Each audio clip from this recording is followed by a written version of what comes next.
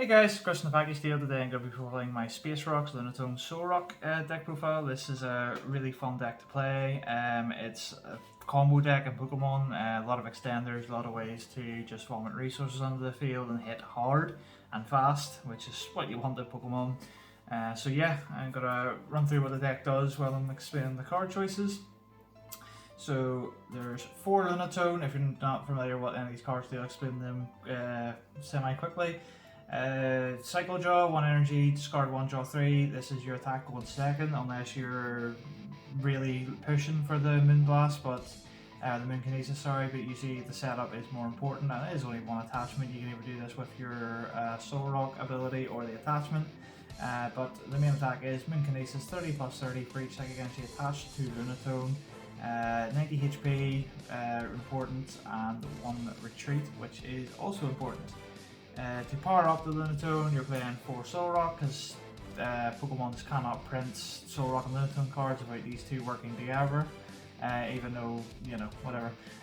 So Sun Energy, once per turn, put a Psychic Energy from your discard onto one of your Lunatone, so it's like to power him up. You're usually trying to get 4 Solrock in play, not immediately, because the other support Pokemon are just as valuable, but yeah, Solrock's just a fantastic card. 90 HP again, 1 retreat. 1 Radiant Greninja, because Solrock reads put energy from discard into play, so discard your energy, draw 2. This card is absolutely critical during the early stages because your hands can get a bit clunky because there's a lot of sort of resource management and extenders that just aren't important yet, so it's really important that this card gets going. 1 retreat again, which is pretty valuable for just a single attachment retreat into the Lunatone, and of course that puts more energy into this card.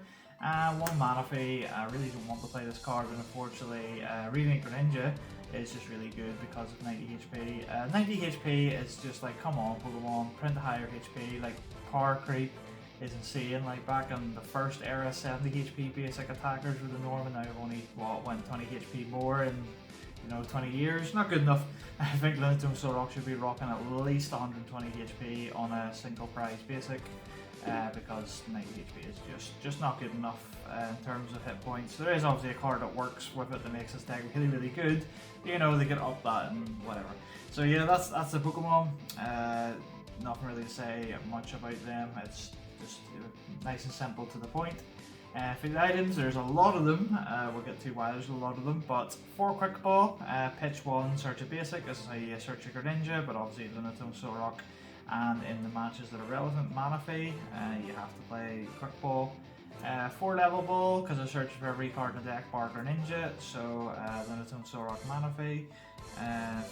3 copies of Fog Crystal, because this can either be a Lunatone or a Psychic Energy, whatever your hand needs at the time. Could bump this up to 4, but I think it's a bit clunky because it only can be Lunatone or Psychic, whereas Level Ball and Quick Ball can be others. But yeah, it's up to you. I've experimented before and I dropped it down to 3. 4 Trekking Shoes. This card's an auto 4 of because it is a turbo combo deck and you just want to get through your resources as fast as possible. Of course, revealing Psychic Energy off Trekking Shoes is a gold mine because just discard to get a new card. That's the sort of consistency items. So moving on to like the combo extenders. Scoop up nets, scoop up a Solrock, put it back into play to put more energy on, or in the early game, scoop up Greninja, discard another energy, draw 2 cards. This card is invaluable, such a good card. I hope they reprint this card because I think this card is just such a fair, balanced, nice little card to have in the formats, but I don't see it getting reprinted unfortunately. 4 Pokemon Catcher. Could swap this for Cross Switcher, but the early game can be quite clunky. And although this is only a 50% boss, it is a guarantee, or it's not a guarantee, but it's only a 1 card boss, so you don't have to worry about assembling the other Cross Switcher. So yeah, Pokemon Catcher. The recursion or the sort of resource management is 3 Rescue Carrier. As I was saying earlier, yes, it's nice and Lunatone Solrock have 90 HP because it can be recurred with Rescue Catcher, but they really should have more HP because they're just too easy to KO. Attack damage is increasing, the V's or 2 prizes, whatever you want to call them, GXs, V's and stuff. Your HP is increasing every single set, so why can't the single prize attackers gain HP? It's just, yeah. But as for 3, you could drop us down to 2 if you want, but just a way to keep going, and it means that you're protected against your bad Pokestop mills, or Avery, which is starting to make a comeback, or of course the Reading Greninja if Mana Piece prize you can't get to your heavy ball. So I think Carrier is solid at 3, but not spectacular. You can definitely down it to 2, but I've sort of arrived at 3 because I think it is just solid. It's definitely sort of a flex spot, depends on what you play against the most. And lastly, for the one-offs, I've got one Hisuian Heavy Ball as an auto include, because you can probably really value this deck. Too many Lunatones, too many Solrocks is death sentence. Same with Reading Greninja in the early game, like if you can't see the Reading Greninja in your sort of clunky hands, it is a death sentence, so you need the Hisuian Heavy Ball. And lastly, I believe an auto include is Escape Rope, because you need an out to Flying Pikachu, like Boss plus Catcher is an out. But Boss plus Escape Rope is also an out. You need outs to Pikachu. You can play the Morpeko, the one with Torment, or you have to play stuff like Escape Rope. I'd even bump this up to 2 in all honesty, because in some matchups it can be a boss. I think Escape Rope's fantastic in all honesty, but definitely wouldn't cut it. I think it's too good. Lastly, for the items, 2 choice belts. This could go up to 3, but it can get a bit clunky. It's an extra energy. It's a combo piece or an extender. But yeah, you do surprisingly play against non-V cards as well, so I think 2 is sort of the sweet spot. And onto the stadiums, which I think people are mad at for playing less than 4, is Pokestop. Yeah, it can be clunky, yeah, but this card is just, it is the deck. It is just, wins the Stadium War as well. I know Stadium Wars aren't super relevant, like there's no stadium that just plain cripples you outside of Collapse Stadium, but no one's playing Collapse Stadium. But like Path is played a 4 of in a lot of the Arceus decks, and Path does cripple but not kill you in the early game, because if you cannot get your ninja resolving, you can fall pretty far behind unless you open like a god. So I think Pokestop is extremely necessary. You could cut it down to 3, but I think 4, it hasn't let me down yet. It's just been amazing. Like if you open 2 Pokestop, you open 2 Pokestop, but if you Professor Research into another Research, you're down to a 6 card hand anyway, so I don't think that's a justification for playing less than 4. I think it is just amazing. And then lastly, the supporters, 4 Research, because it's just an unbelievably good card. I don't see what you could really cut for Pokegear in all honesty. Pokegear would be nice because it is another way of finding supporters off the Pokestop.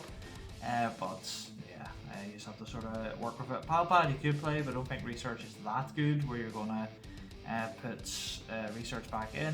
One card you might put back in with Research or Palpad is Boss's Orders, because yeah, you want to be very specific what you actually hit. So having basically up to 6 copies of Gust is really good, but depending on your catcher flips. As I say, catcher, boss, escape rope, one of those or 2 out of those 3 is an out to Flying Pikachu. So you have to play that sort of way of getting it. So yeah, 2 order, you can't play less. And lastly, the Psychic Energy, we are playing 11, which I do believe is the correct choice. 12 is too many, it just is. I don't understand the maths behind 12 in all honesty, because you only really need 8 sort of getting cycled about. 9 for your really big pushes, so you're just protecting against prizes with anything more.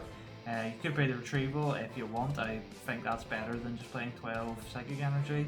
You have Fall Crystal that can be up to sort of 14 Psychic Energy during your early stages. So I don't understand 12. I've played with 12 and I end up just getting clunked, and that means you're not playing something else if you're playing the 12 Psychic Energy.